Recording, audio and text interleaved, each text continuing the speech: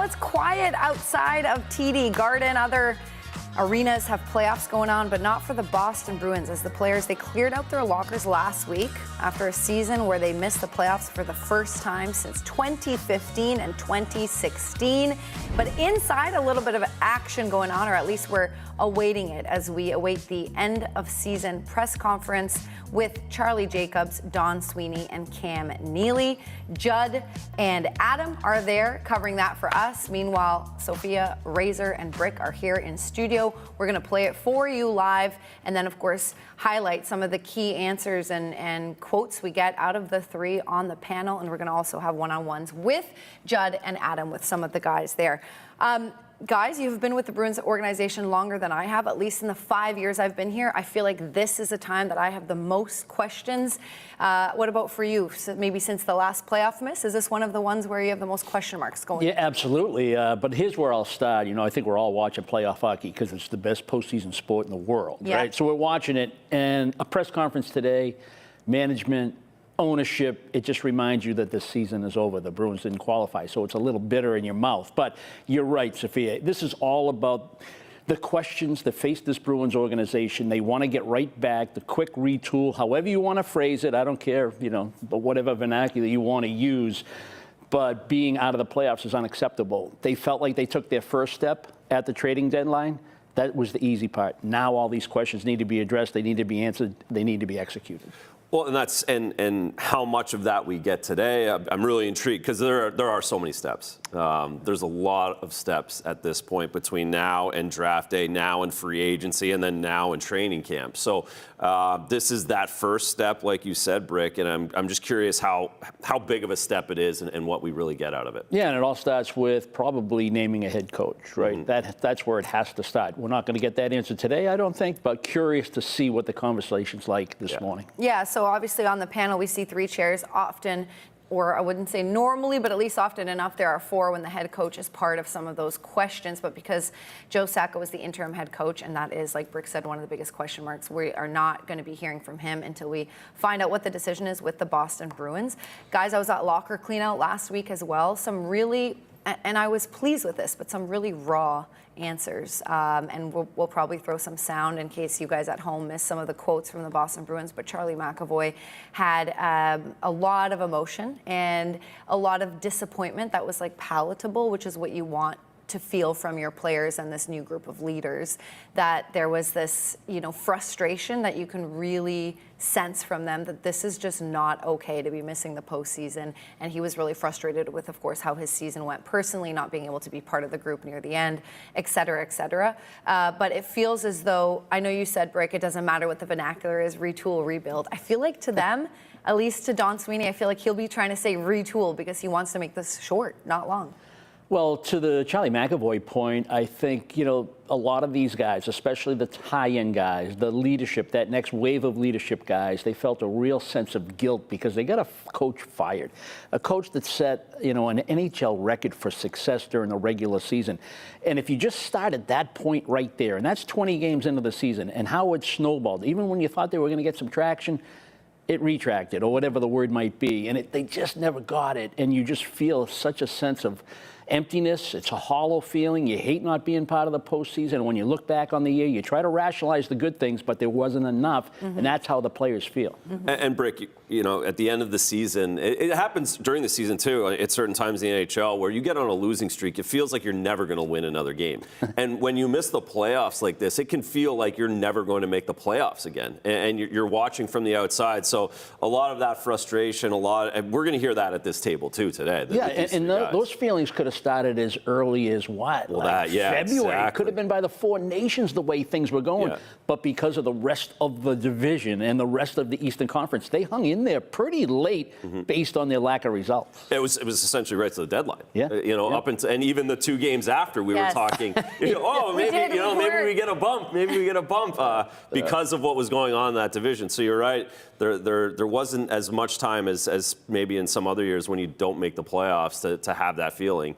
And there is going to be it's not going to this press conference is never happy, but when it's after 15 playoff games, it feels a little bit different than with 0. No question. Yeah, so obviously some of the main storylines are going to be pieces and the draft and potential trades and whatever other questions reporters have for the three there at the podium. But one of the big themes we've been covering, guys, is the culture, of course, and how quickly that can slip, even if it's been built for years and years and years, when things don't go well or when you lose a bunch of your leadership group. And something we had a chance to ask Charlie McAvoy, and again, I'm referring to him, but Pasta answered this, and David Pasternak, and so did Nikita Zadorov and Elias Lindholm and Hampus Lindholm, but was how to regroup and how to kind of get hold of that when it's slipping away. And Charlie said that it's starting today, and that was, last week, that they were having meetings, the players only, as early as right now, and even former players like Patrice Bergeron and Zdeno Chara are part of that. And what he said was that they're not volunteering, might not be the right word, but choosing to be part of it.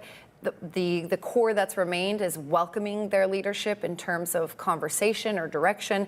They want the guys that are currently playing, that is their team, so it's not like they're going to be leaning on the Charas and the Bergerons, but they're having them part of it because they care so much to make sure that that stays. How big of a role is that going to play next year to make sure that room is as it was in the previous, I don't know, was it a decade or so? Yeah, I won't say this is semantics because I mean it, and I think it's different. They need to establish a leadership group and reestablish the culture that room was the envy of the National Hockey League for the past 2 decades.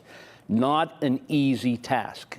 I commend David Pasternak for his efforts in the second half of the year, when it was a real challenging situation, what the Bruins were going through, and his ability to step up and handle the leadership aspect of it. Sorry, Brick, I set you up. Yeah, you see them. Yeah, I set you up. We'll finish that thought later. Let's throw it now to the podium for the Bruins end of season press conference. Good morning, everyone. Everyone here at TD Garden and everyone tuned in on BostonBruins.com, as well as on NESN, our great television rights holder. Before we get started, I just wanted to say a quick thank you to all our media that's not just gathered here, but everyone that covered the organization during the 24-25 season. We know you spend a lot of time and resources on covering us, and I want to make sure that you know, on behalf of the organization, how appreciative that we are. With me today, to my left, are Boston Bruins CEO Charlie Jacobs, President Cam Neely, and General Manager Don Sweeney. Once we start the Q&A of today's availability, I ask that you raise your hand and signal for one of our 2 wireless mics that will be held by Pat and by Hannah. When it is your turn to ask a question, I kindly ask that you state your name and your outlet for our live audience and designate who your question is for. Prior to that, to begin, I'd like to turn things over to Charlie, Cam, and Don, who will each make individual statements. Good morning, and thank you.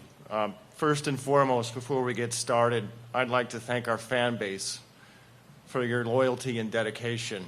I'm obviously quite biased, but I happen to think that Boston has the most passionate and loyal fans in all of the National Hockey League. We owe you a better team, and we aim to deliver a better team. I share your disappointment and, frankly, embarrassment on how poorly things played out over the course of this season, and I cannot thank you enough for your continued support. We embrace your criticism because it's well-deserved.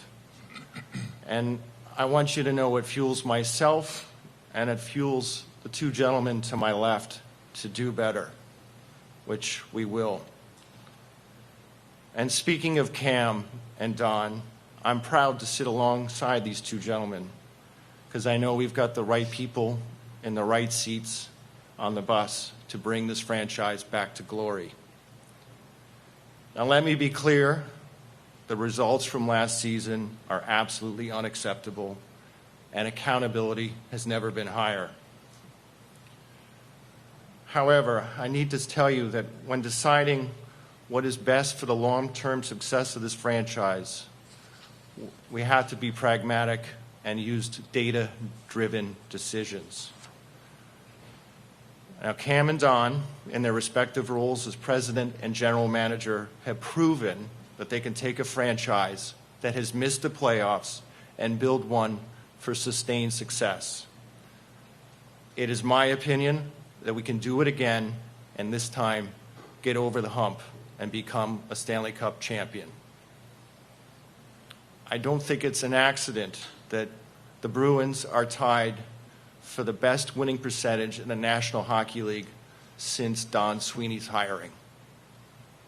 We've made the postseasons 8 years in a row prior to this spring, and we've made a lot of historic achievements along this journey. I also applaud Don, as I find that he's an industry leader. And specifically, I'm referring to general manager for the Four Nations tournament we just hosted this past spring here in Boston, but also being appointed the AGM for Canada's Olympic team next winter. But today is a time to look forward, to hold ourselves to a higher standard, and I believe strongly that we can bring a Stanley Cup back here to Boston. I feel we're in a great position to do so, and I invite our incredible and loyal fans to come along with the ride with us, because together we can do this.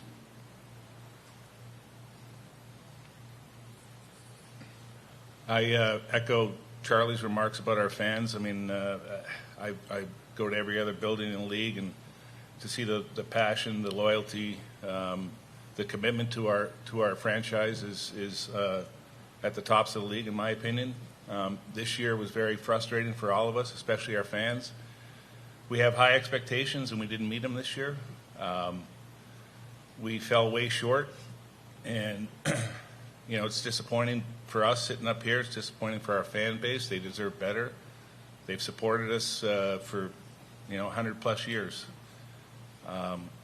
This gives us an opportunity to regroup a little bit, reset, and build back better. That's what I'm thinking we're going to do. That's what I entrust Don to do. Don has been a great GM in this league. Has everything gone right? No, it doesn't. That's just sports. But there's been more good than bad. Don and his group, in my opinion, have earned the right to get us back to where we all want to be. Don? I want to thank Cam and Charlie first and foremost for instilling confidence in our group. Me as the general manager, as Charlie referenced, we've had a lot of success regular season. We've gotten to the pinnacle one time in 2019, and we have to accept. I have to accept the responsibility that this team significantly underperformed, and the frustration that the fan base has. The unique position that Cam and I both have as a player, knowing what this city craves in its hockey team, and we need to deliver that. I think we've done a good job over the course of my tenure as general manager to try and aspire to put the most competitive team we can possibly put together each and every year. We have not hit a reset in quite some time, and pragmatically we chose that decision at this year's deadline to start to deepen a prospect pool, to look forward to what we have to do to hit the reset, to reestablish a core group, and to get us back to the competitive level that this organization deserves, the city deserves, and our fan base deserves. And again, we're going to we've already put a plan in place. We started it at the deadline to reestablish the leadership group that'll be necessary, and to surround them with the most competitive, driven players that we can possibly put together, and that'll include a coaching search.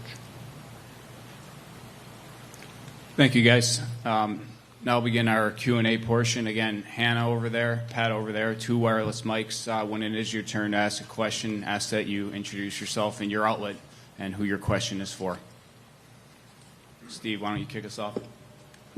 Steve Conroy, Boston Herald. Don, with the holes that you have in the lineup, and I realize you do have some pieces that most rebuilding teams don't have, but with the holes that you have, how long do you think it will take to build a sustained contender, as Charlie had mentioned? Well, we have to get back to full health in key positions that, certainly we missed Hampus for a significant portion of the year and Charlie for a significant portion of the year. It probably starts there in the health of our group. We have to find, either through the development of our current players, some extra scoring potential. And we have to probably address the wing positions that will deepen, the scoring ability that showed up ineffectively this year, the way the roster was built. We didn't score enough. We put a lot of pressure because our power play was dormant for most of the season. And when we didn't defend with the structure and conviction that we have in years past and did when Joe first took over and did a really good job, we went from being a middle of the ground defending team to arguably one of the best defending teams in the league as to what the expected data would tell us.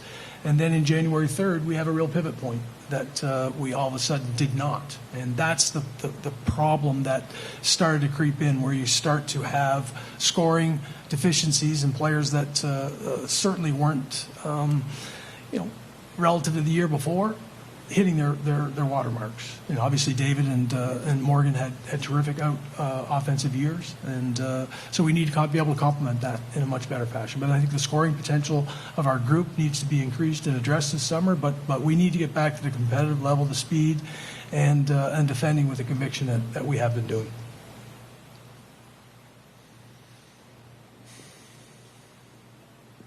Adam Pellerin Nesson, what's the status in the search for a new head coach, and is Joe still in the mix for that? So I spoke with Joe at length. Obviously, we met with our coaches in a debrief, and I've spoken at length with Joe.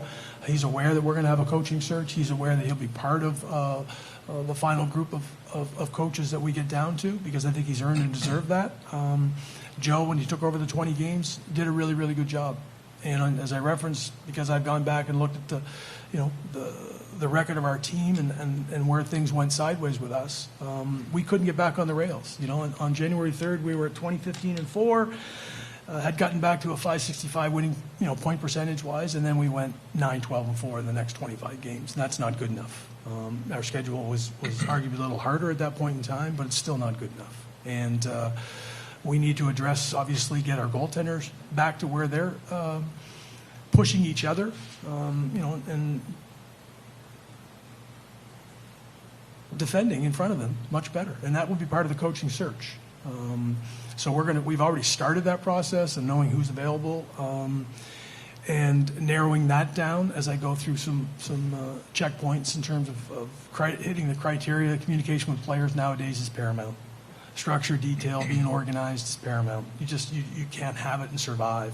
I want a coach that's going to evolve a little bit offensively, and again, that's part and parcel with being able to communicate with sometimes younger players and their stubbornness or their inexperience. We went through some of that this year where players were below their watermarks and they couldn't get back away from it. For a period of time in the 20 games, they had defended with a conviction, but then they got away from it. So we have to have that detail. We have to get our power play back on course. This is a year where most specialty teams were significantly underperforming. Goaltending was part of that. Our goaltenders weren't very good on the penalty kill side of things, as the stats would show us. But again, that might be the breakdowns in front of them from a penalty kill standpoint. And driving internal competitiveness is something we have to get back to. And a coach has to be an extension of that. So we are going to address those things through the coaching search, and we're not going to lower the expectations. We have to get back into being that competitive group. To answer Steve honestly, to say, I think we're back in the mix with the group of guys if we stay healthy and we do our jobs this summer. Don, Matt Votor from Mass Lab. Are you comfortable in this, as you're going through the coaching search, are you looking for somebody that can be successful similarly style-wise to what has been successful for you guys over a long period of time? Or right now, are you open to kind of different things style-wise in terms of the way this team plays going forward as you rebuild the roster? Well, I've had the good fortune of working with three, and counting Joe, 4 different coaches from what they value.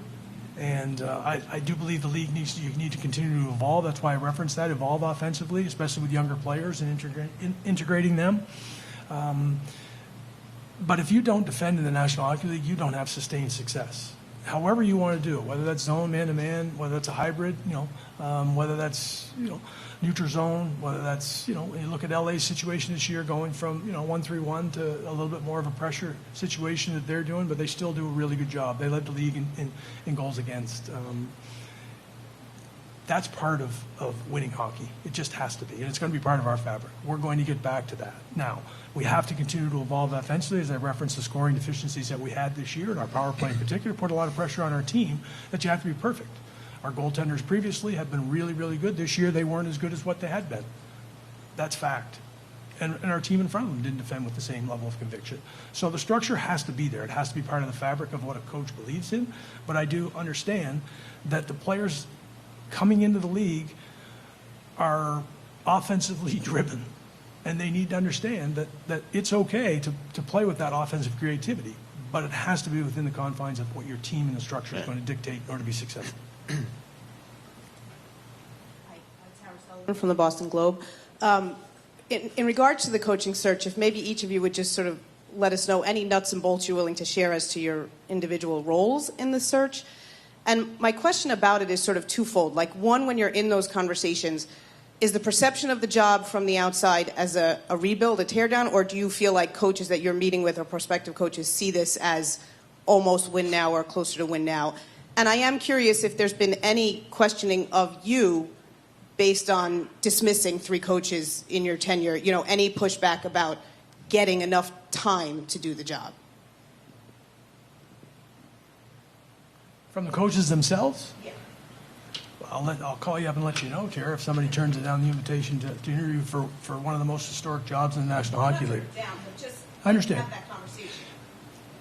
I've gone through one coaching search in my tenure during the time here. As I said, I had the privilege of working with Claude. I turned Bruce from an interim into a head coach, didn't go through a search. So the previous time we went through a search, and it was extensive. And we came down with several coaches that we chose a really good coach. We went on to have a really good year. The way we described that, and Cam was part of the process, other people were also part of the process and will continue to be part of the process. Charlie was part of the process at the end to understand, the personality and what this coach wanted to sign up for. So in part of the exercise in going forward, every coach that comes through the door will be looking forward to working for the Boston Bruins. We have a 100-year history. We have an incredible amount of success. That's going to drive the bus. Don Sweeney interviewing the person is not driving the bus. I'm entrusted to make every decision possible in the best interest of the organization, and I'm never going to stop doing that. The deadline was a perfect example of what was painful personally and professionally, but almost every general manager goes through it at some point in time, and I don't want to go through it again. I want to build exactly the way we had been doing, and I want a coach to be part of that. They will be entrusted to understand organizationally they have the full support when we make a decision that they'll be in place, and with the expectations that we are going to be a highly competitive team again, with the expectations to win, whether that's next year, the following year, or the year after, it's going to remain in place. So this is not, we took a step back at the deadline, and now we're going to take our steps forward. And a coach is going to understand that, and he's going to love being part of the Boston Bruins organization, regardless of whether or not he's working with Don Sweeney.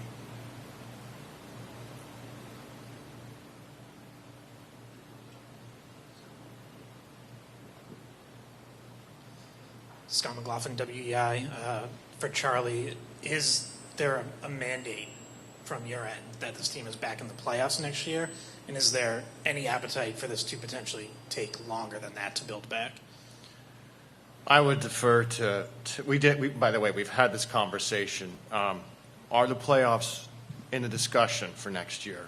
And the response that I got from both Cam and Don was absolutely. We feel like we have a team that's we've already addressed this, that we have a team that we feel, and again, everyone needs to stay healthy, we can make the playoffs, absolutely, and make a push. The biggest thing for me is I don't want everybody to just focus on making the playoffs. Yes, we do want to make the playoffs, but we have bigger goals in mind than just making the playoffs. It's not just about getting in and getting bounced in round one. We're here to understand that we have to build a team that's going to compete for Stanley Cups. I mean, Don and his group have done it before. I have full confidence we can do it again. You know, the game is so fickle. We win in 2019 in Game 7 at home here. I don't know what the conversations are externally after that, but you know, I think it's not just about getting into the playoffs here. It's about winning. I'll follow up just quickly because back in 2007, you know, we charted a course as an organization that we were going to build a team that was going to have sustained success. In 16, we did the exact same thing in similar fashion and got right back to the doorstep. We've been highly competitive. We just haven't gotten across the finish line. And would I like to have won in 13 and 19? Absolutely. There's no question that's what drives us. The goal is not just to be a playoff team. That's never been the goal. That's never been the mandate. That's never been the goal. It's been an expectation that you're a playoff team in order to win and achieve the ultimate goal. And that's what we're going to try and do.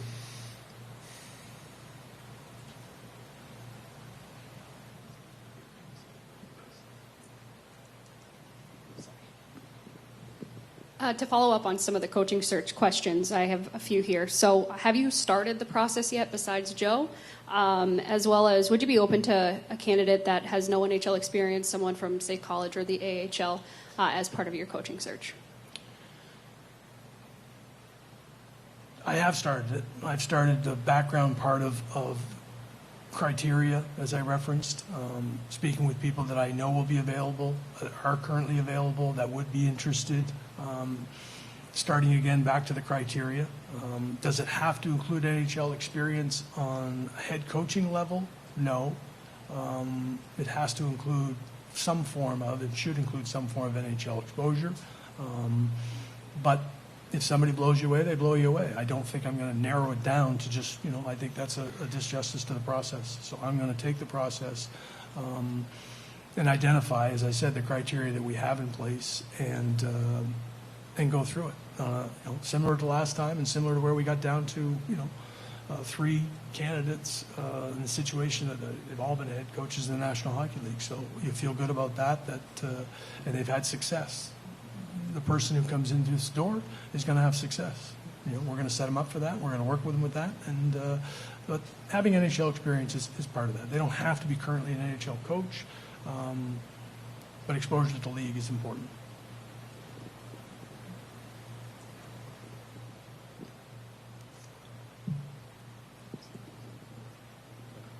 Fluto Shinzawa, The Athletic. Don, 2 questions.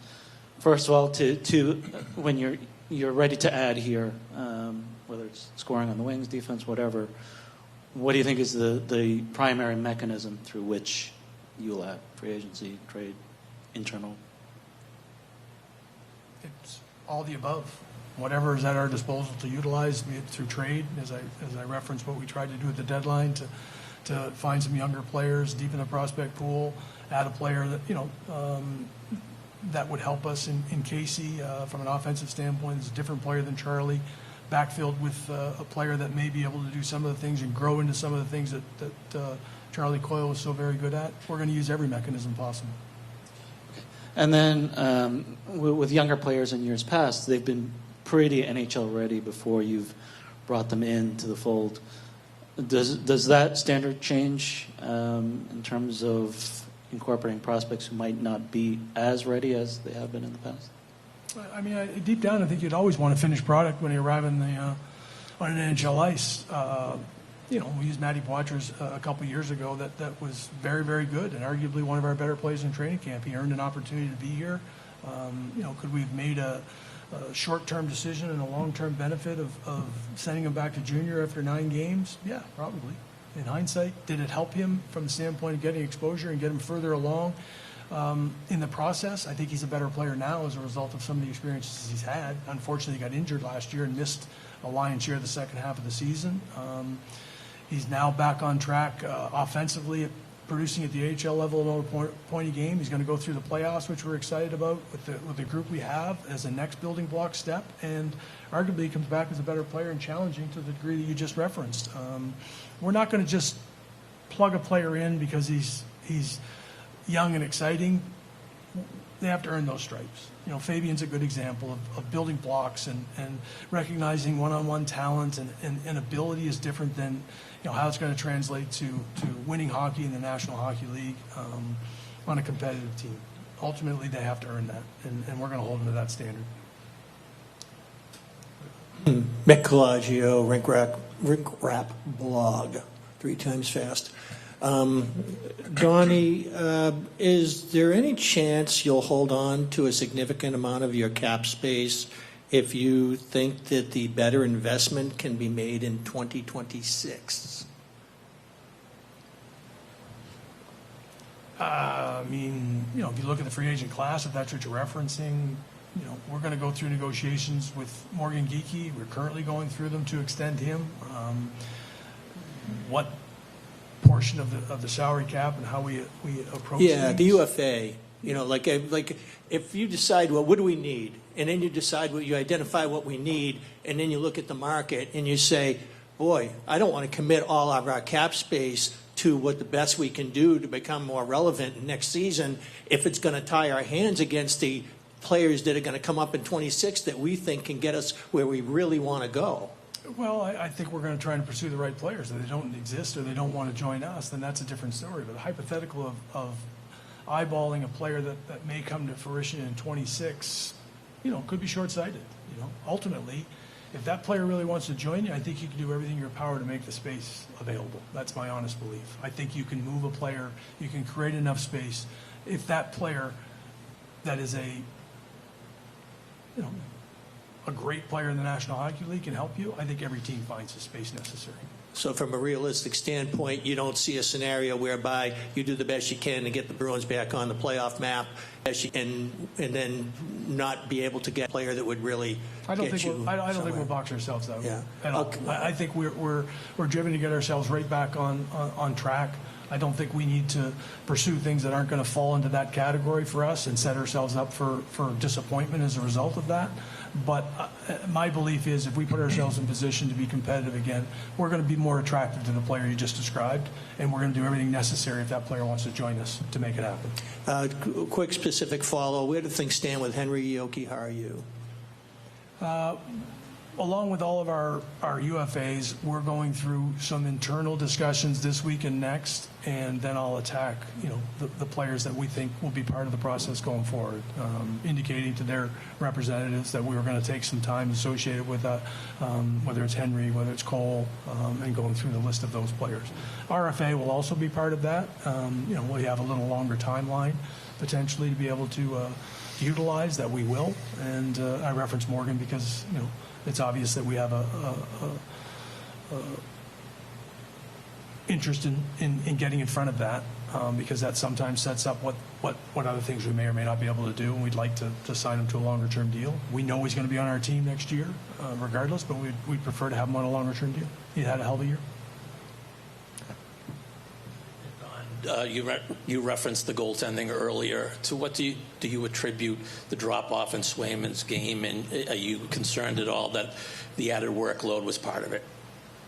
Well, in my exit meeting, Jeremy categorically denied that the extra workload was part of it. In some ways, it also led Corpusalo to say he didn't play enough and would like to have a little more of that lion's share. And that's part of the internal competition that I think we have to get back to and being able to push for playing time, for opportunity. There were opportunities in the course of the year where Corpy was playing really well and probably deserved the net. There were other times where our group felt that to get Sway back on track, to put him in situations and leverage situations that arguably he should be playing and playing at his best hockey. And if we were going to be successful, then we would like him to do that. We clearly would like him to get back to the level that he's more than capable of getting to. That's part of the reset. And it was a disjointed year for him and an extension of our team. He's not to blame as the extension of our team. He's just part of it. But again, leaning on Corpy and creating internal competition that says it's not just a de facto that you get the start. It certainly wasn't previously to that, and it worked. Both those guys pushed each other, and I want that back again.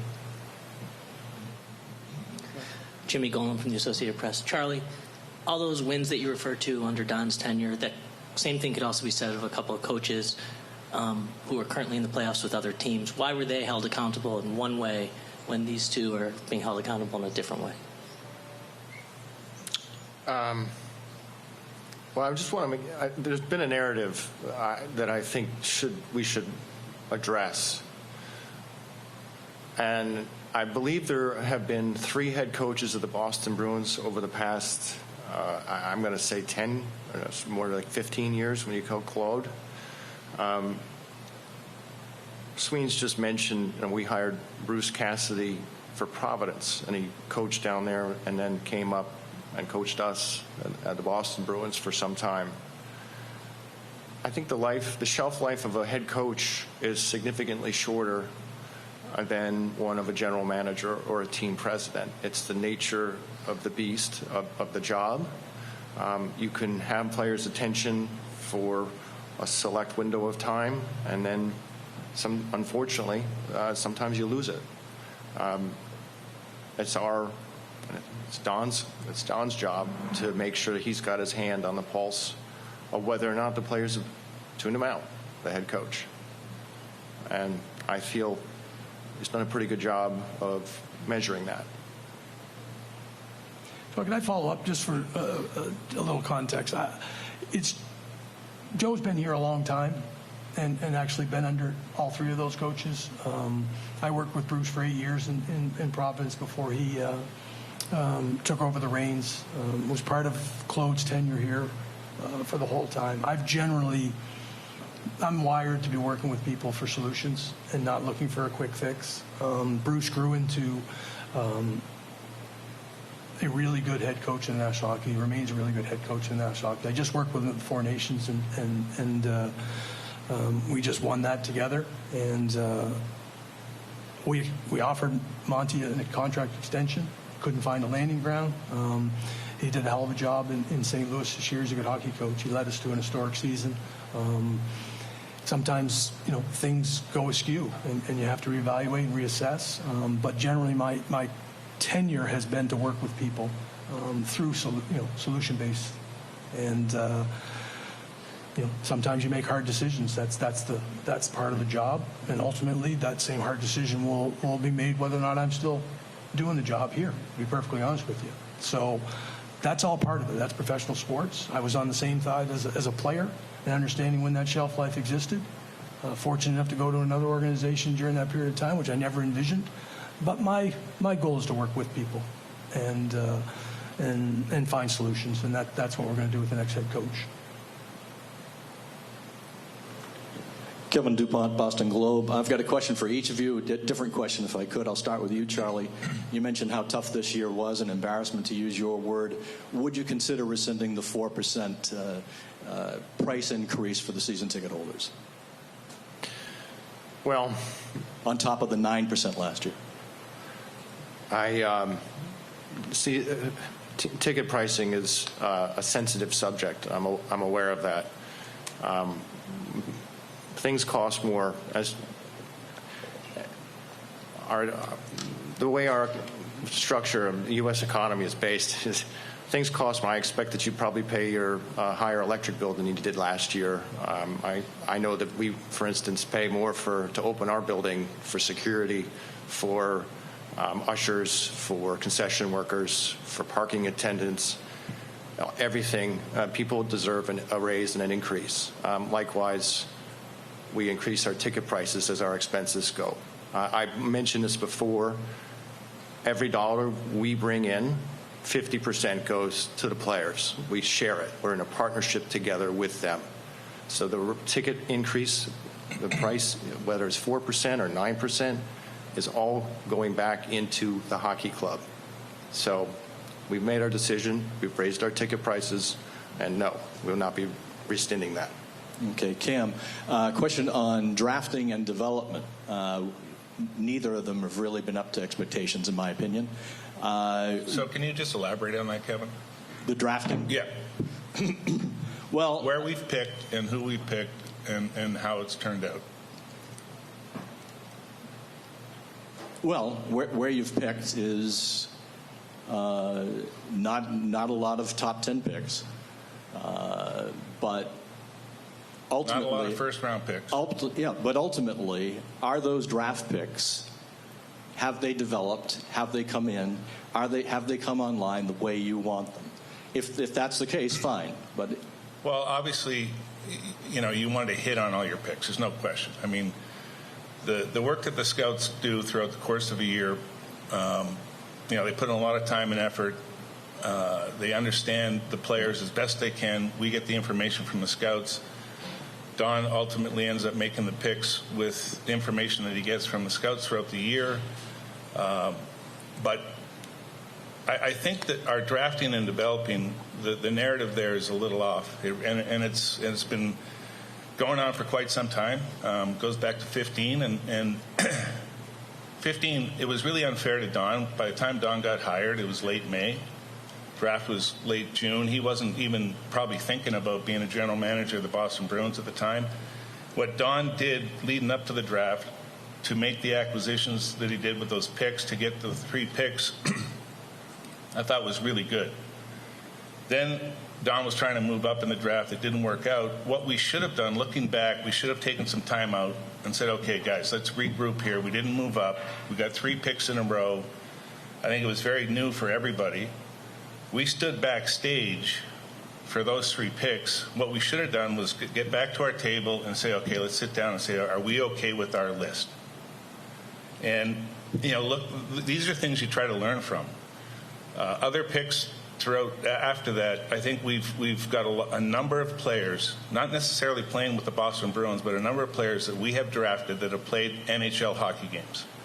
We have traded those picks. We have traded some of the prospects to try and improve our club to win Stanley Cups. So the narrative that we're not hitting on all our draft picks. No one is.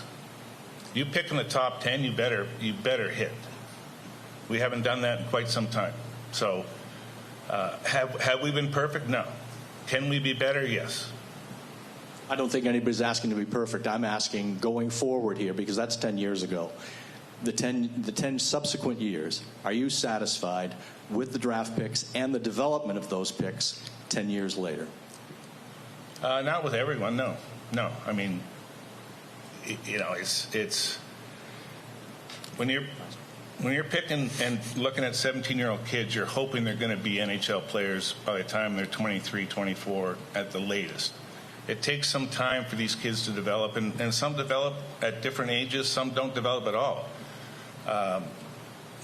But we can be better, Kevin. There's no question we can be better, but it's not as bad as everybody thinks. Okay, and last one, Don. Thank you, first of all. Return on investment specifically of Zadorov and Elias Lindholm, vastly below what many of us expected.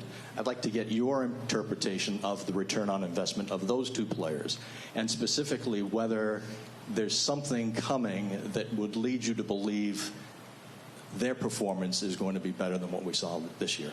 Thank you. Well, I'll take it in conjunction with where our team performed. I can address each player individually. Elias got out of the gate slowly with an injury, as did several of our players. Didn't develop the chemistry early on that we had hoped with David. Late in the season, went back to play with him, played very, very well there. So that's the hope that a player that can take a lion's share of harder matchups, but still can produce. Is he below the levels we would like him to be offensively? He lost confidence in his shooting. In the bumper, and our power play was not very effective during the course of the season. So all players go through that adjustment. Coming to a new city, there's a bunch of things that those aren't excuses. He didn't offer one single excuse. He didn't use the injury as an excuse. He still had, a reasonable offensive year. It's not what we had hoped, what we expect, and we expected to be higher. He actually had more points than he had the previous year, but again, that's not what we'd hoped for.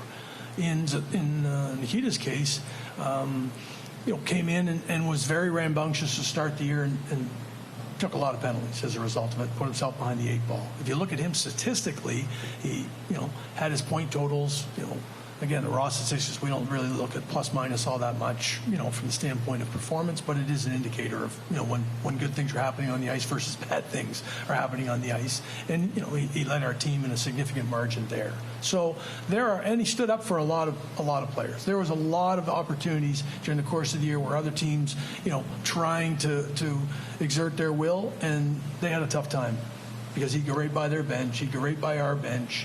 And, I've read enough of your work over the years, and I think you appreciate that. So I don't think it should be lost on any of us that he brought some of that to the table and will continue to bring some of that to the table. Could he get better? Absolutely. Do we expect both of them to get better and impact our team? Absolutely. ROI for it? Yeah, it's got to go up. Ultimately, when you integrate those guys in there, you want immediate impact, for certain. But they started to grow into their roles and understanding of how they're going to impact our team going forward, and we need to do a better job surrounding them. In Zadorov's case, he played with every different partner known to man this year that we put on the roster, and it didn't help him. It didn't help settle the game down at times, certainly, and we missed Hampus in a lot of ways, and hopefully a healthy start to the season, a great off season, a conditioning phase that, in Elias's case, he's going to the World Championships, will be healthy when he comes back, has a really good summer, and gets off to a much better start for us. In both cases, as I referenced earlier, the conditioning and the way training camp went, I'm not particularly happy with, so we're going to address it. Gail Triani with Nesson. Don, this question's for you. Going back to the trade deadline, moving on from Brandon Carlo, Charlie Coyle, what type of players do you think are either in the organization that can fill their roles, especially on the PK, or are you going to look outside to try and fill those roles? Well, it's going to be a combination of both. You saw players step into the vacancies of those situations and at times do a pretty good job and other times struggle. Those are unique qualities that players grow into. They're not ready-made. Brandon, in his case, is an elite penalty killer in the National Hockey League, and Charlie Coyle is as well. And that's why their teams are going to have success in the playoffs. If they're slotted appropriately on our team, we have success, which we have had. So the next players have to go in and go through some of those learning curve experiences. Fraser Minton's a left-hand shot, goes in, he's taking draws on the left side. That's different from Charlie. So we have to have players grow and assume those responsibilities. That's what, obviously Prov is entering the playoffs tonight. We're going to see how they respond to those and see whether or not they can grow and graduate, for lack of a better term, graduate to be able to do it in the National Hockey League. And if not, we'll have to address it from the outside and probably bring in a little bit more experience, as I referenced on the wing, to spread the scoring ability around. We lost quality people and quality players, and that's what made it so professionally and personally painful at the deadline, because they've been successful. They're going to continue to be successful, and it's opportunity for somebody else to come in, as you referenced, to take over those minutes.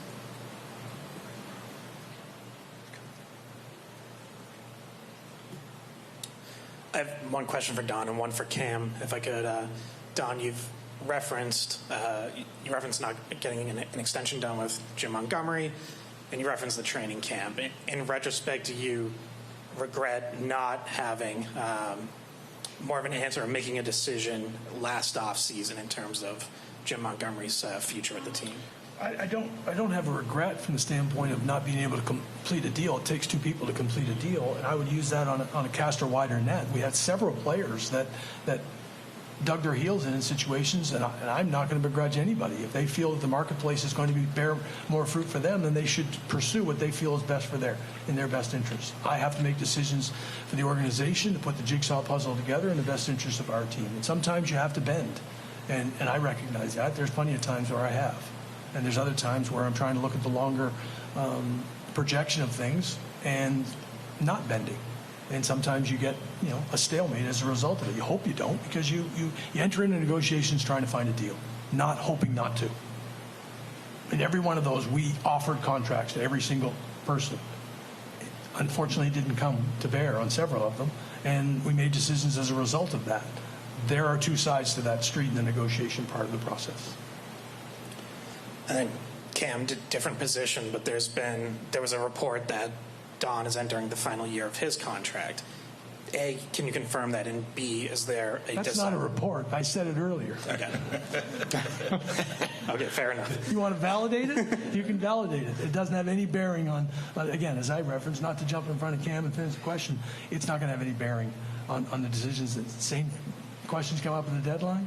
It's irrelevant from the standpoint of the job that I'm going to try and do for the organization. They both know that. Cam, is there any desire to get an extension done, or could you go through next season with that one?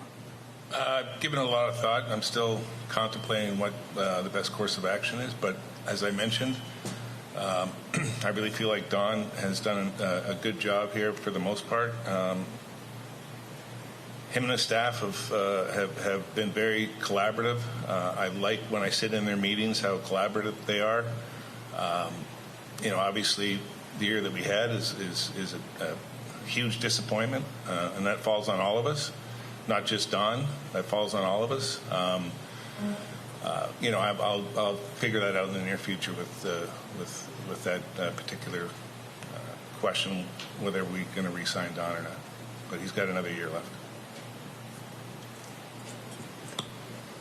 Bridget Prude, WEI, both these are for Don. Again, it takes two to tango. So the first one, just to follow up on what you said about Morgan Geeky's contract, is there a term length that you're targeting with him, and how confident are you that you're going to get to that deal? I will reserve those conversations with my internal group, and obviously if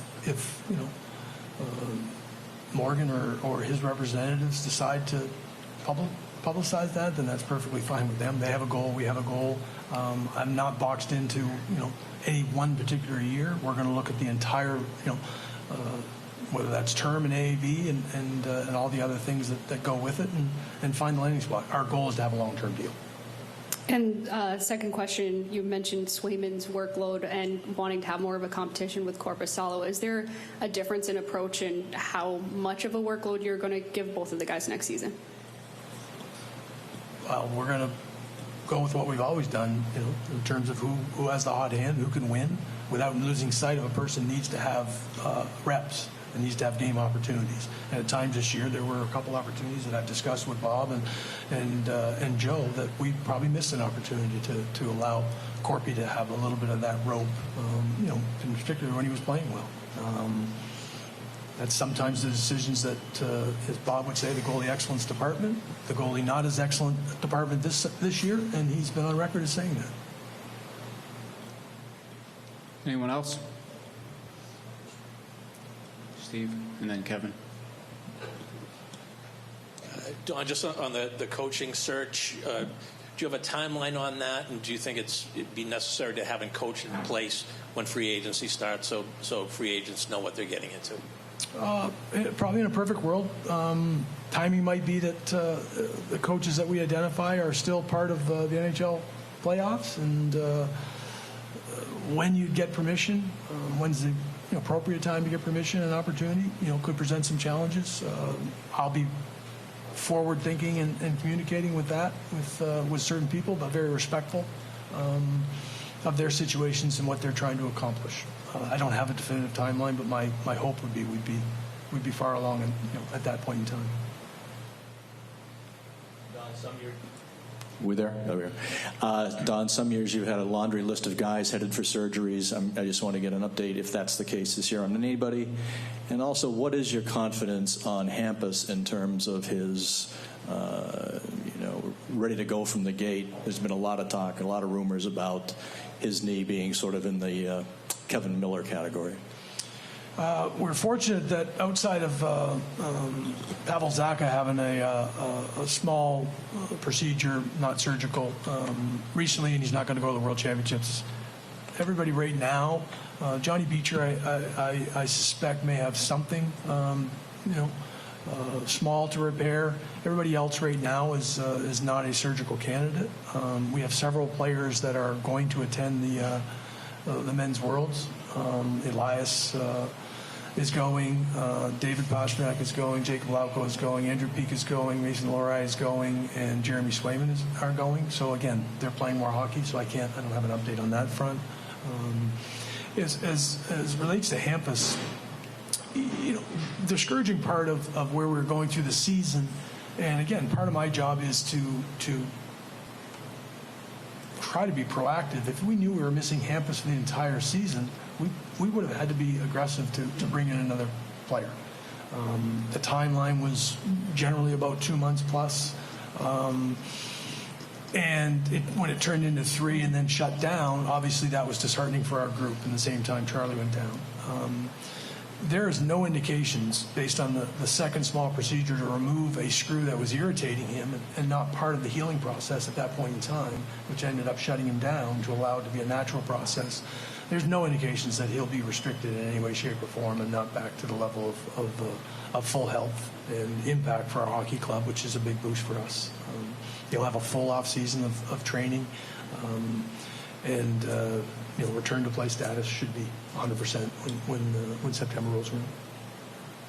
Yeah, Charlie, if I could just return to the question Steve sort of opened with, how long you guys foresee perhaps this reset and build back better.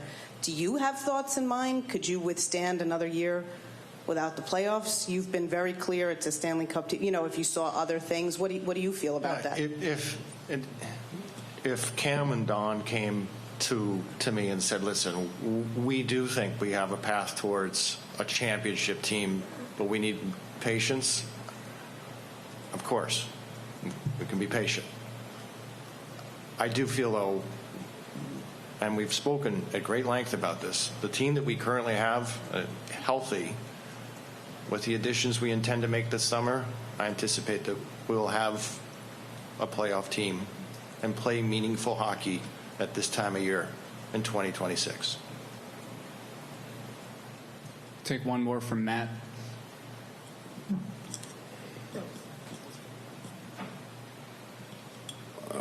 One sort of clerical and then one larger picture.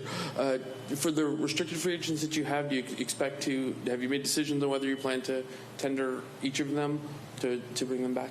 No, we have a little more time to make our decisions there. I've been in touch with all the representatives and where they do stand at this point in time. I can't be definitive that we'll be doing that with everybody, but we're going to take the time necessary to make the final decisions. And the bigger one is, were there parts of your GM experience for Four Nations where you were looking at players and are spending more time looking at maybe other teams that were valuable for both the upcoming free agency and for any coaching search that you're doing for things that you were able to observe from being around that? Well, I mean, you can live in dreamland, and the center who scored the winning goal is a pretty good player. So, just speaking hypothetically with around the league and not identifying that player, we had a chance to see some terrific hockey. We had a chance as a staff, and we continue to do this, to be evaluating like elite players and evaluating players that are on the doorstep of becoming either a Four Nations player, representing Canada, going to the World Championships. It's been a very, very good process for me to be talking with the other, accomplished general managers in the National Hockey League that and how they're seeing and how they're building their teams and how we want to build our team. And it still comes back. Working with the coaches, as I referenced earlier, being in with the coaches and what they're identifying, what they value. You can see why they're all successful, and it starts to streamline the process as you're going through it. You're trying to collect, elite players, and that's ultimately what you're trying to do. We've had players in the captaincy roles, in the leadership roles that have led the right way. And we have a transition, and we're going through a transition with our current roster. I thought it would be a year earlier, to be perfectly honest with you, that we would go through some of the growing pains associated with that. We have to reestablish that. And that's not a one-step process. So going through the Four Nations and seeing all these great players on other teams that are in these roles, some are captains, some are just, leaders, and some are emerging leaders. It's exciting. It's exciting to try and take that blueprint and apply it to yours, and realizing that these are the best of the best. And I'll continue to do that. But, I was a sponge in the whole process. But conceivably, as you're watching the great players who you're making decisions on who's going to be the final rosters to make Team Canada. You're also seeing some of their teammates and things that might also be about to be free agents, and an opportunity that you're seeing them in a way that you might be noticing them more because you're spending more time watching teams that aren't your own or aren't a team you're playing regularly. Yeah, we're having conversations who complements players, and how those lines are put together and such. So, it's all instructional, it's all helpful as you're going through the same thing. You got to get the most competitive players you can. The one thing that stood out in the Four Nations in terms of when we were doing our debrief was how competitive and dialed in the players were. Obviously, the execution, the speed, the skill we all saw and marveled at. But how competitive and how driven they were to win and play the right way, you realize that's what translates. And our players that are going to lace up tonight in Providence have to hear the exact same message. They have to continue to develop that competitiveness that translates to winning hockey. All right, well, that wraps up today's availability. I want to thank everyone again for their attendance and those watching on our live streams. Media in attendance in the coming days will be sharing a handful of dates and future media availabilities. But as always, myself and our group are always here if you have any questions. Thank you. Have a great rest of your week.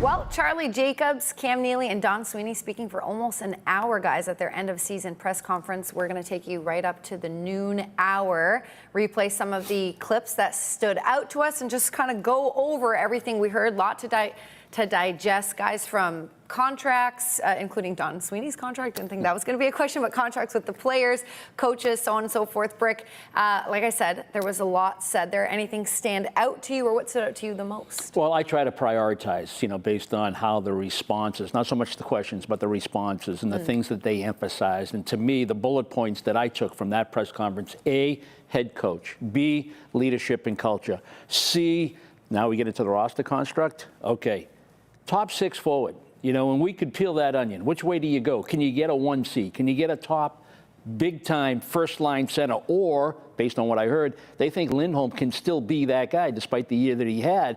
They're talking about wings. Now you start thinking about Middlestat. He needs a quality wing that he can play with, that can be an NHL scorer that understands how to move the puck. So Middlestat shoots the puck more. That's something we've discussed in the past. And then player development. No matter what you do in free agency, no matter what you do in the trade market, maybe you're into making an offer sheet, whatever tactic that they want to use, whatever mechanism, you still need the young players to pop. And that's really the crux of how this team and how quickly they can get back. Yeah, and one of the responses, as you mentioned, not just questions, but responses, obviously, was that there was believability, or is believability, that if the roster was healthy, and we know every team goes through injuries, but if it was healthy, that they would be as competitive as they want to be. Do you guys, Fraser, do you agree with that, or do you feel like there needs to be more pieces in the summer added? Well, no, and Brick just talked about there's going to be pieces added. Charlie Jacobs, they all three of them said there's going to be more adds, and I do agree that they're not a team that won't be in the playoff mix if everybody comes back healthy. I think they would have been in the playoff mix longer had Charlie McAvoy and Hampus Lindholm been in the lineup all season long. But again, it's a question that is so far away, and you touched on it, like the steps. And I want to add two more to what I heard Don talk about. One is goaltending. He talked quite often about that, even unprovoked. He talked about needing more competitiveness there, looking for both of those guys to step up. And then I heard conditioning and training camp. And I heard that, and that you were always sensitive. Yeah, very sensitive to that. Like, if I'm a player, oh boy, I'm doing an extra lap this afternoon on the track. It's going to look different, and they're going to push different ways, and that goes to culture. And that culture question. So, again, they should be a decent team next year, but there's a lot of steps to be filled in way before we get to talking about playoffs next year. Okay, definitely want to address the goaltending situation because, like you said, it was mentioned a couple times. But really quick, your second point, conditioning and training camp. Brick, both of you guys obviously going through that yourselves as players, but is that like a foundation of a building? If it's not solid, is there a way to recover? Or if it wasn't the way they wanted it to be, which it wasn't, is it almost fate that the season doesn't go to. Yeah, maybe learn from your mistakes in order to improve. We heard that theme too in whether it was drafting, the narrative, the negative narrative, whatever. You learn from mistakes, training camp, conditioning. You look at the teams today in the NHL, that the hardest teams to play against. The Bruins try to go out and add sandpaper in this offseason. Didn't really translate into being a better team. Guys didn't even make the roster that they brought in. You thought that they were going to be an effective third and fourth line guy and play more physical, because that's the reason, or one of the main reasons, they lost to Florida the last 2 years. But really what it is the skating game and the relentless skating game, and that goes to conditioning. Everybody talks about Brind'Amour in Carolina. Their pressure is in both directions. It's on the back check as much as it is on the forecheck, and I think the Bruins would be better served if they had more of that kind of mentality, speaking to conditioning and training camp. All right, let's move over to goaltending. Razor, I remember watching one of the earlier games when you were talking about Jeremy Swayman having this, and the theme, of course, we discussed a lot, but having this brand new workload for him. So more games than he's ever seen. And then now Joonas Korpisalo wanting to play more games and what the plan is going forward. How do you feel Swayman handled the workload? Was that really, and that was a question to Sweens as well, was that really the issue, or was it more the contract stuff and just, maybe not having the same defensive structure in front of him? I think it was the expectation. I think it was the first time being a starter, and I guess that works into the workload. But again, you go back to conditioning. Both of these goaltenders are very well conditioned. 58 games isn't like 75 games. Yep. There's other guys in the league that played more than Jeremy Swayman. So, I don't think it's a workload. I think it's an expectations. I think it was an uneven training camp, an uneven summer. Of course, the contract negotiations got in the way of an easy path into the season.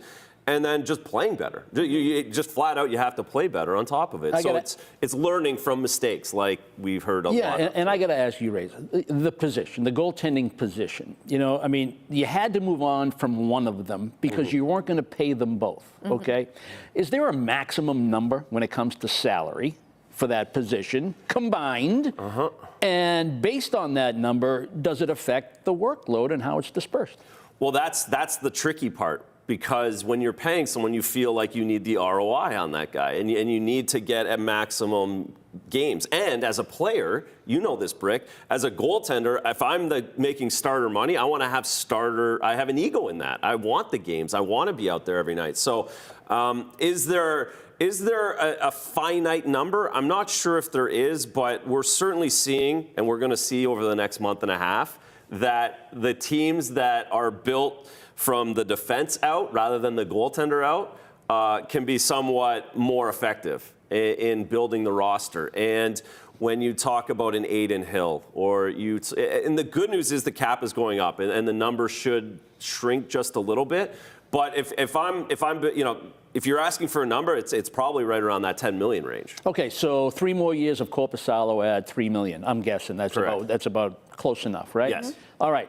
So it begs the question, if you're in the free agent market and you can save money on that contract, where your backup goalie, because Swayman's going to play 60 games and your number 2 is going to play 24 or 22 or whatever the number is, whatever it works out to, now that's $1.5 million or $1 million. Now you're in the free agency with $2 more million in your pocket. That's right. And it has to be a school of thought. Well, it does. The only difference is the way Don just spoke about it. I think if he knew going into this season that it was going to be a 58-24 split, that he would have. But it sounded like he wasn't necessarily expecting that to happen. So another learning curve, another development, another look back at the season. Yeah, the big solve there is Swayman, find your game. Correct. At the end of the day, at the end of the day, he's 22 and 29. If he's 30 and 21, it's a whole different press conference. Agreed. Yes, so you mentioned it would expire in 27-28, Brick, and it's at $4 million per season. So just to add to your point there, that extra $1 million. Razor, one more comment, or I guess thought I have on the goaltending before maybe we move on for from it a little bit.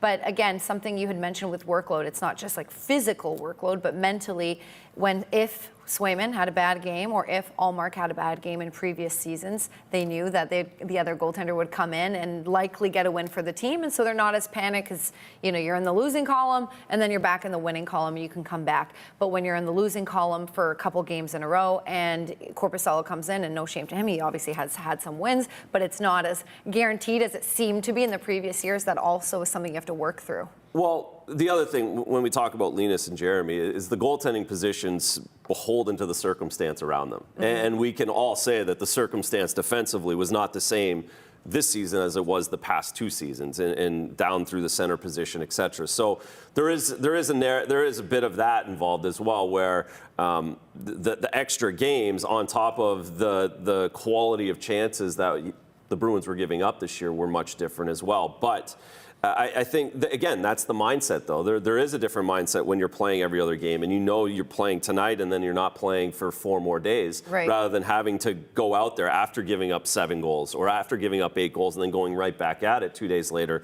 That's a different mindset, and until you do it, you really don't have that experience. All right, guys, we are going to continue talking about what we heard from the press conference. But Adam Pellerin, as mentioned, he was there at the TD Garden, and he went one-on-one with Charlie Jacobs. So let's have a listen. Charlie, the season ends last Tuesday. You penned a letter to the fans on Wednesday, thanking them for their support, but also expressing disappointment in the season. Why was it important to send that message right away? Well, we have such a loyal and dedicated fan base here in Boston. We're fortunate to have such passionate fans.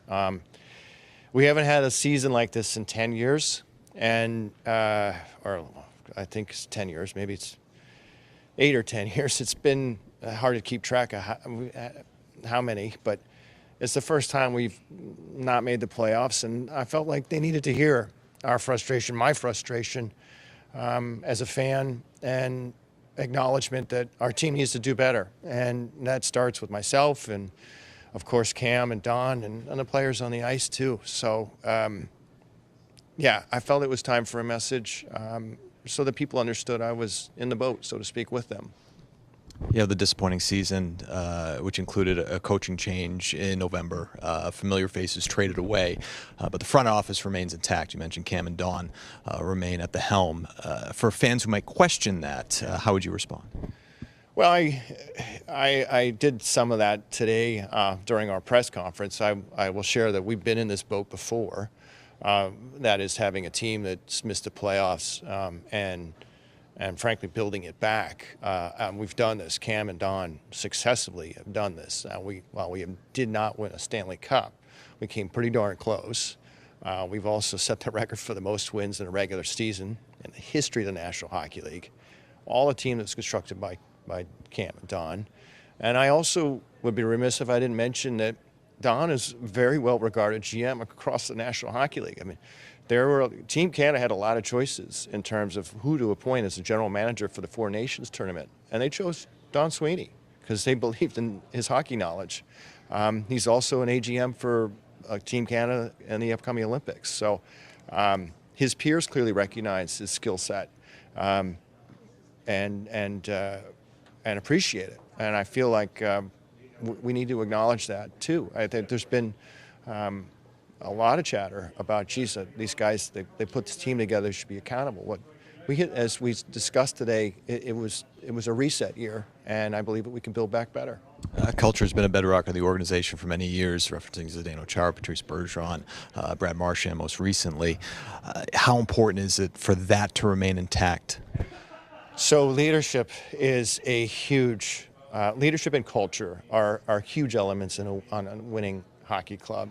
I feel like we need, first of all, we need people that walk the path that can show the other players the way. I don't want to make too much of it, but we have engaged in for instance, Zdeno Chara coming back and helping with some of our players understand what it takes to win. A former captain.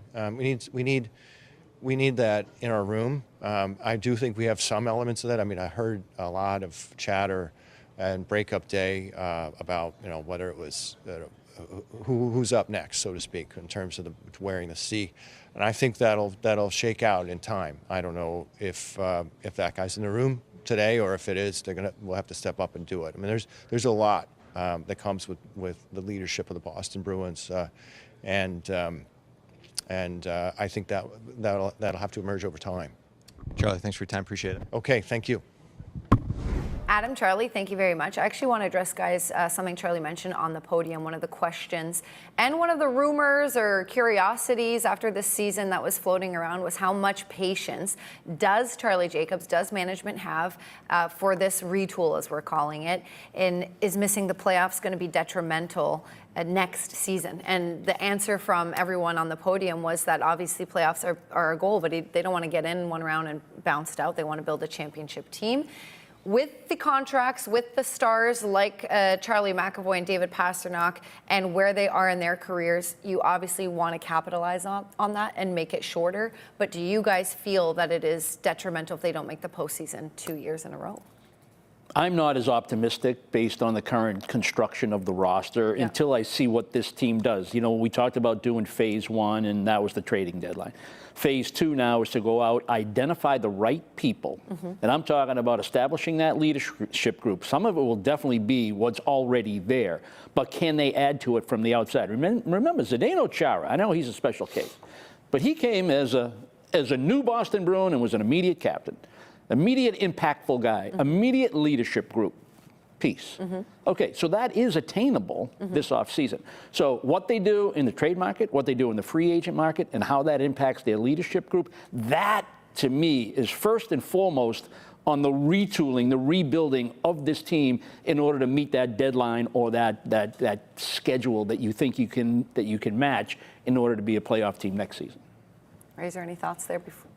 No, that's it. The Zdeno Chara point, they're out there. There's people out there, and it, you know, he's the unicorn, of course. There's there's only one of those guys in the history of hockey, but there's lots of people and there's lots of additions that are made in the summer for great teams and that make differences. So yeah, again, to think about playoffs next year, it's just so far away. Yeah. And to directly answer your question whether it's detrimental, no, it's the National Hockey League and it's hard to make the playoffs. That's the other thing we're learning here. And if I could add to that, you know, a healthy McAvoy and a healthy Lindholm on the back end, Hampus. All right, McAvoy, what was one of our storylines coming into the season here at NESN? That McAvoy was going to blossom into that $9 million defenseman. He was going to take over games. He was going to be that alpha guy, which he already is. But that didn't happen for a number of reasons. And he has to be one of those guys that is part of this leadership change. So you need not only his health, but further growth in his maturity as a player. Number two, Lindholm has to do the same. You know, this will be uncharted waters for him. You know, he was that next wave, but he wasn't there yet. And then it begs the question: if they aren't healthy, do they have a top 4 on the back end? Okay, we're talking about top 6 forward. Can they get a number 1 center? Well, what about the back end? You know, what's their top 4 right now is currently constituted? To me, that's a big concern. I need a big 3 anyway. And is Zadorov a guy that gives you that top 4? Is he a top 3?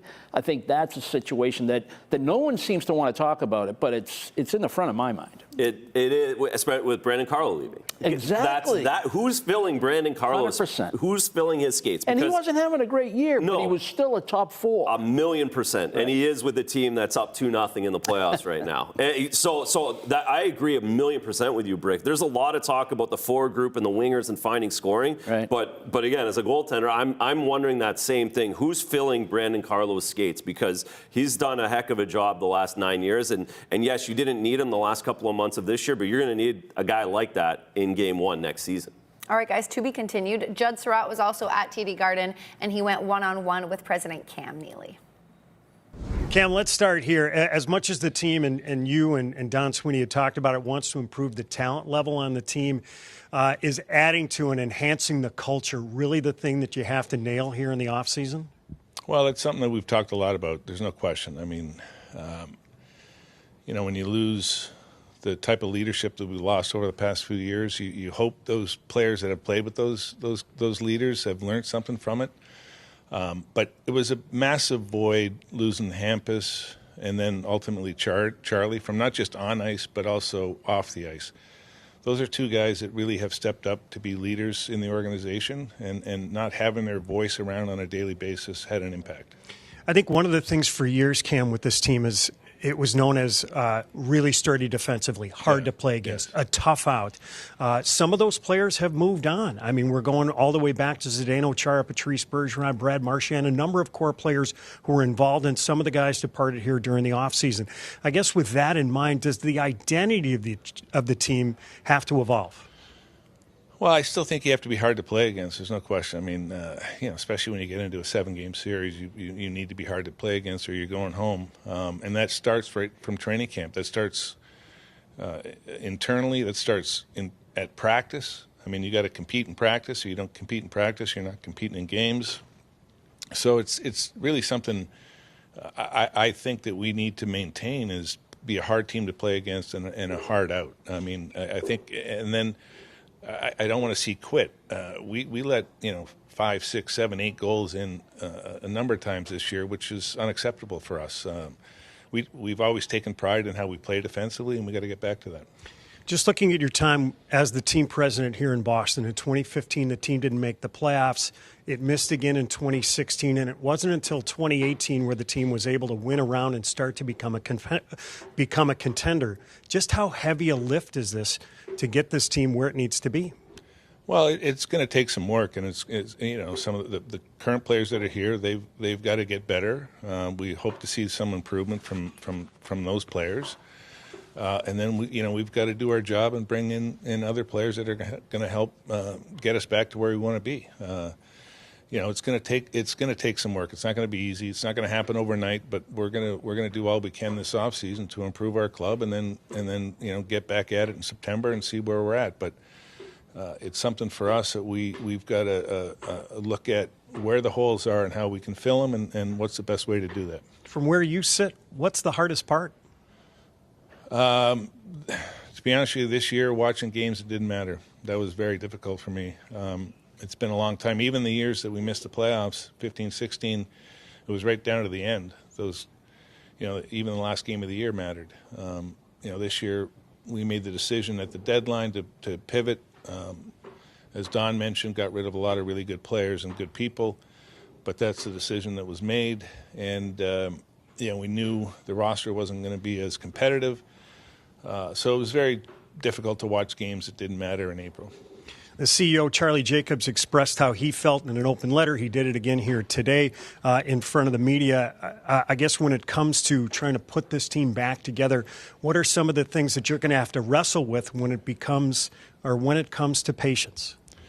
Well, that's the biggest thing you said right there is patience. I mean, we can't make knee-jerk decisions in hopes that it's going to get us to where we want to be. We have to be very methodical. We have to we have to really understand what we're trying to accomplish. And if it's something that we feel like, okay, let's just pump the brakes a little bit, we're going to have to think about doing that. But right now, we're looking at, okay, how do we build this roster to get back to where we want to be? Cam, last thing, when it comes to the coach, for years, whether it was Chara, Bergeron, Marchand, the room essentially ran itself. It wasn't an area where Claude Julien or Bruce Cassidy or Jim Montgomery felt that they needed to wade into. With some of the transition that's taking place, does the new coach, whoever it is, have to be more of an influence in there? Well, I think it's really all dependent upon how the team performance is. The coach has a better pulse, and certainly I would or Don would, about what's going on in the locker room.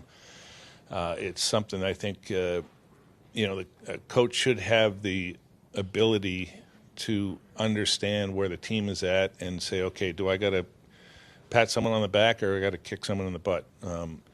It's sometimes you got to be a psychologist as much as a coach. So it's really, I think it really depends on the comfort level a coach has in understanding the room and understanding the players, and then what needs to be done. Thanks, Cam. All right, thank you, Judd. All right, a long conversation with Judd and Cam. Razor and Brick are here on the desk. We're going to break that down and have more reaction to this end-of-season press conference right after this quick break. Don't go anywhere.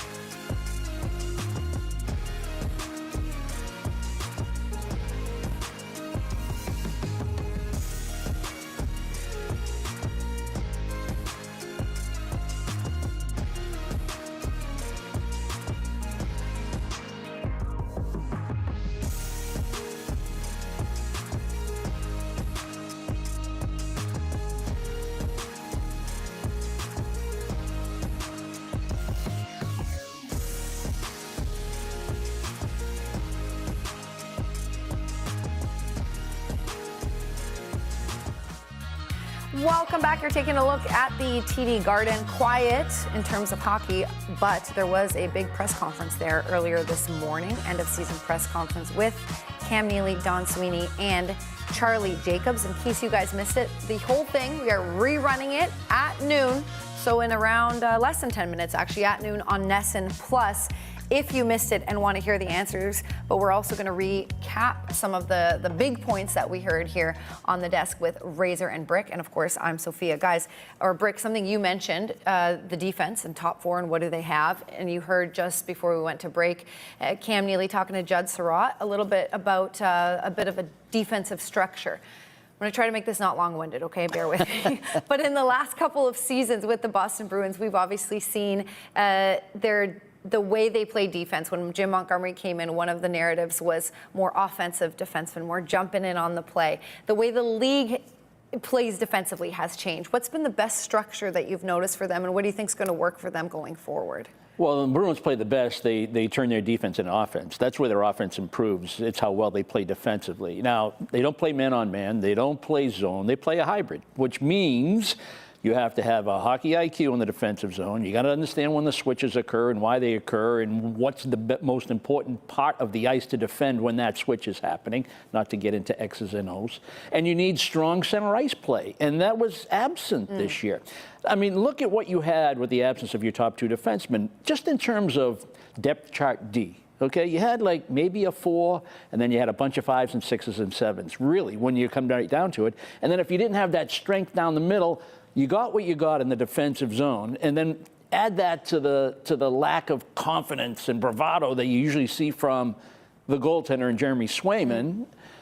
You're going to give up goals. You're going to spend too much time, and it's not going to help your offense. Just plain and simple. And that's where the improvement has to start. If you want to live up to those phrases that we just heard, especially with Cam, you know, hard to play against, difficult out. This has been a tradition of the Bruins for years. Donnie Sweeney saying it's great to be an offensive talent, but it all begins with how much buy-in do you have to play the defensive part of the game, especially the young players. You got to learn that. Mason Lora, you got to learn that. It's fun to be up ice. It's fun to have the puck. It's fun to get creative. But how bad do you want it, and how hard do you want to compete in your own zone? And that is part of that culture change, or that reestablishment of culture that has to start. And how does it affect the goaltender, those changes? No, I mean, it's everything. Like I talked about, the circumstance in front of a goaltender is so important. And a lot of this is going to come from the coaching, too. Right, and what his philosophy is on defense, and what the new age philosophy is with a team like the Boston Bruins. And is it more pressure up ice? And Don mentioned the Los Angeles Kings. They played a 1-3-1. They've now pressured up ice a little bit more, similar to what we've seen from the Florida Panthers over the last couple of years. But so a lot of that's going to come from whoever they hire as a coach, and that will probably be the first question that every coach that interviews has to answer. Is what their defensive ideologies are and how they want to play the game. But to your point, Brick, it's all about the compete on the ice and having the horses that can play that certain style. Something we didn't address thoroughly here as we're breaking it down is the coaching narrative, and that's because there wasn't really a lot of new information that came out about that. Just to recap, Don Sweeney saying that the process, at least in terms of background check, has began. A conversation with Joe Sacco was had. Joe Sacco is in the mix and being interviewed, I guess, so to speak, for this position, but of course they're looking at other coaches in the league. NHL experience wasn't a must, but NHL, I believe the word was familiarity, was something that that exposure is the word that Don Sweeney mentioned. But guys, he also talked about some of these coaches that could be up for jobs are currently working right now in the postseason. So how important is it going to be? And I think this was one of the questions, to nail that down as soon as possible, to get him familiar with the system, with the culture, and with relationships with players that he wants to establish. Is it okay to wait until mid-July, or do you want this done before? Well, we heard that word ideally a lot when those questions came up. In my mind, the coach has got to be in place before July 1st. No question about it. If I'm going out and I'm trying to recruit top-notch guys that I've identified that will be incredibly important to our rebuild, our retool, he's got to know. He's got to know on the other side, who's my head coach going to be? Mm-hmm. A million percent. It's got to be done by then. When you go to the draft, whoever this top 5 pick, top 6 pick, top 7 pick is going to be needs to shake this coach's head, whoever the coach is, his hand, and go through that process. So that doesn't mean it's going to get done next week. There's a ton of dominoes falling throughout the league still. A couple guys getting fired yesterday. So there's so much going on with the coaching, but without a question for me, it needs to be done by June 15th. Yeah. Yep, and get that ball rolling. A busy summer coming up for the Boston Bruins, Don Sweeney and Cam Neely. Guys, we have about 2 minutes left. I'm trying to think of some other main themes that we heard that, we can expand on. Obviously, Morgan Geekie and the contract being one of them. Term was asked. They want him part of the Bruins' future long term. Well, I'm going to go back to the center position, okay? Because Donnie emphasized wings. We got to get some help on the wings on the outside, some goal scorers, some guys that understand the art of the give and go to make our center ice play better. All right, just looking at the depth chart, and I know it's early. The roster can change dramatically between now and the end of September come training camp. But if you got Lindholm and Middlestad as your 1-2, what's 3 and 4? Are they counting on one of these young guys? Is Fraser Minton part of the equation? Is Kastelik going to come back and be your 4th line center? Is Johnny Beecher part of this future moving forward? And even those names right there, now those 3 or 4 that make up lines 3 and 4, is that good enough to be what you want to be, which is playing meaningful games in April, May, and June? And then you have a Pavel Zacha. Where does he fit in? Like, is he a winger? Is he a centerman? That's part of this equation. I would throw his name in with those other 3 on that bottom 6, and where he lies. So no, it's for me. It's as much as the wingers are the obvious holes, the center and the defense are the decisions that really need to get made that then fill through those wingers. So no, there's a lot of meat on the bone. A lot of meat on the bone that wasn't going to come from this conference today. Yeah, lots, like you said, moving parts to be sorted out. Remember, the press conference is replaying on NESN Plus right at noon. And coming up, we have the Woo Sox versus Syracuse, game 1 of a doubleheader at Polar Park at noon on NESN. Guys, thanks so much for your insight. We'll be keeping everyone posted through socials on what's going on with the Bruins this summer. Thanks for tuning in.